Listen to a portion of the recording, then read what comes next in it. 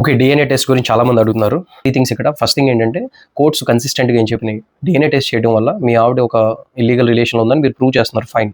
But దానికి various ways ఉన్నాయి. అంటే వాళ్ళిద్దరూ రిలేషన్‌లో ఉన్నప్పుడు సంభవం ఎక్కడైనా ఉన్నప్పుడు పట్టుకోవాలి గానీ, పిల్లల్ని విక్టిమ్స్‌ని చేయకూడదు. ఓకే. సాక్రిఫైస్ చేయకూడదు వాళ్ళ రైట్స్‌ని. అది ఫస్ట్ థింగ్. సెకండ్ థింగ్ ఏంటంటే బాస్టర్డైజేషన్ ఆఫ్ చైల్డ్. అంటే వన్స్ మీరు ఈ పిల్లలు నా వాళ్ళు కాదు అని వదిలేస్తే the child will become bastard. Okay. Third thing ఏంటంటే ఎవిడెన్స్ యాక్ట్‌లో మనకి సెక్షన్ 112లో స్ట్రాంగ్ ప్రిజంప్షన్ ఉంటది. అంటే ఇద్దరు మ్యారేజ్ అయిన తర్వాత ఒక చైల్డ్ పుడితే ఆ వెడ్లాక్‌లో వాళ్ళకే పుట్టిందనే ప్రిజంప్షన్ ఉంటది. పుట్టలేదు అని మనం ప్రూవ్ చేయగలగాలి.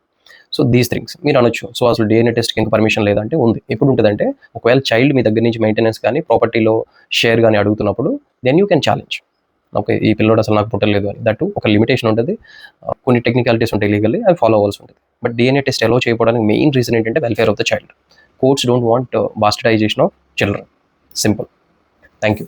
మీకేమైనా కావాలంటే గవర్నమెంట్ చేంజ్ చేయాలి లాలో, కోర్ట్స్ ఏం చేయలేవు. కోర్ట్ లాలో ఏదుందో అదే చెప్పగలవు.